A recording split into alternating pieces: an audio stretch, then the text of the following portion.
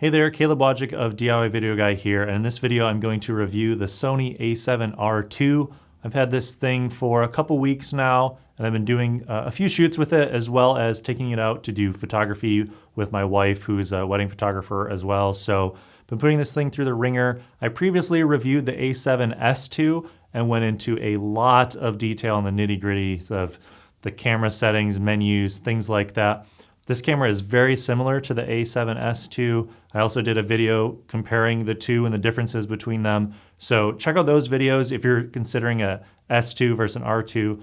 But if you're considering just an R2, this is my thoughts, my hands-on experience using it, and some of my recommendations for someone that's gonna pick one up. I really think this is the best camera that is a hybrid, meaning photo and video, on the market right now for around $3,000. There aren't really any other cameras that can do some of the things that this camera can do, specifically with some of the autofocus features of continuous autofocus, eye autofocus, things like that for the photo mode, as well as being able to shoot in 4K both in full frame mode and in the APS-C crop sensor mode. So if you're using crop lenses and you're getting a vignette around the outside, you can switch the modes and what you're getting is still a 4K file. Now you can also get some higher frame rates if you're shooting in 1080p, but with the built-in image stabilization and a lot of the other features on this thing, it's a really great camera for both photo and video. Some of my favorite things about this camera compared to some other cameras in this price range, like a Canon 5D Mark III that maybe a lot of people have been shooting video on for a while, a lot of them are switching to this because some of the video features that should be in a camera of this price are in this one. Things like zebras, focus peaking, seeing your audio levels on screen. Now you're not getting a waveform monitor, but you do get a little histogram you can look at while you're filming. And this has clean HDMI out, has a headphone jack, microphone jack. You can do a lot of things through the hot shoe, such as plugging in their XLR audio adapter, so you don't need a separate audio cord. You can get XLR directly through the hot shoe with that adapter. And Sony is just putting in every single feature that you might want versus something like Canon. They're choosing what should be in each camera at whatever price level and saving a lot of the stuff for the cinema level cameras. A lot of people online like to bash Sony for their menu system, and there are a ton of options, a ton of tabs, and when you're looking for something specific, it can be a challenge to find it. But for most of the things you're going to be using, you have 4 buttons you can customize. You have C1 and 2 on the top, C3 on the back, and C4 is the same as the trash button. So you can customize those 4 buttons to whatever you need them to be. Unfortunately, I haven't found a way to change them between when I'm in photo mode, have them be custom to one thing, and video mode to be custom to another thing, which is kind of a bummer. But between those 4 buttons, you could set zebras on and off, focus peaking on and off, other different options, maybe your audio levels. And then just by hitting the function button, you get 2 more rows of other things you can customize. So, you're getting the 4 custom buttons, 12 options in the function rows.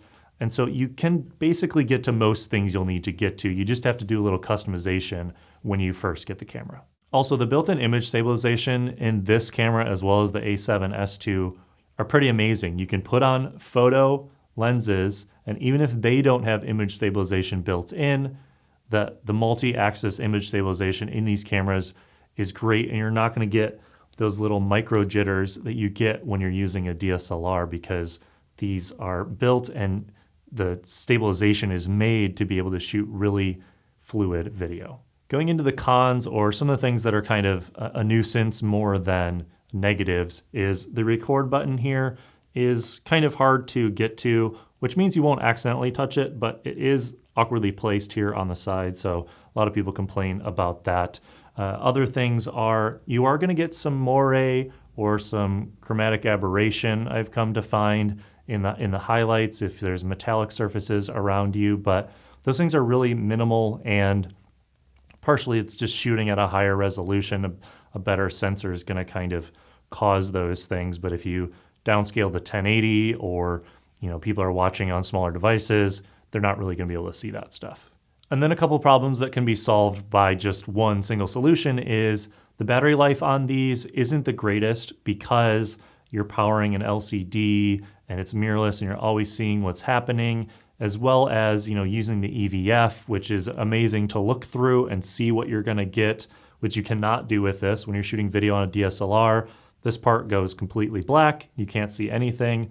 You're getting a live view in this EVF here at the top. So these cameras just eat up the batteries that come with it. So typically you'll want to get multiple batteries, be able to change them, and you're gonna have to take it off your tripod. Sometimes you're gonna have to take off the tripod plate.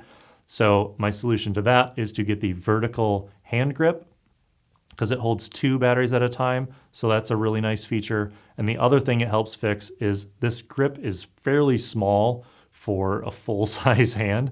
And so having that vertical grip there at the bottom gives you more to hold on to, especially when you're using a heavier lens like this 85mm G Master. It makes the camera a little bit less front heavy.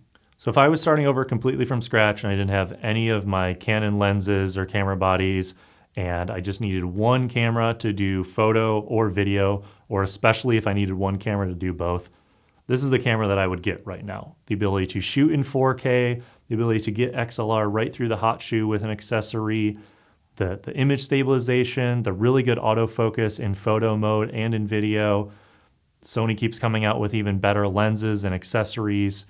This is just the best camera on the market, I think, for this price range, especially if you're doing hybrid photo and video. So if you haven't tried out one of Sony's mirrorless cameras yet, I would rent one, borrow one from a friend, try it out. You might ditch these. These might be gone. So thanks so much for watching this video. I hope you enjoyed the review. Give it a thumbs up below. Let me know in the comments if you have any questions. And if you're considering this versus an A7S II, be sure to watch my video of that comparison as well. So thanks so much for watching. I've been Caleb Wojcik, and I'll see you guys later. A special thanks goes out to B&H Photo Video for lending me this A7R II to do some testing and to do this review.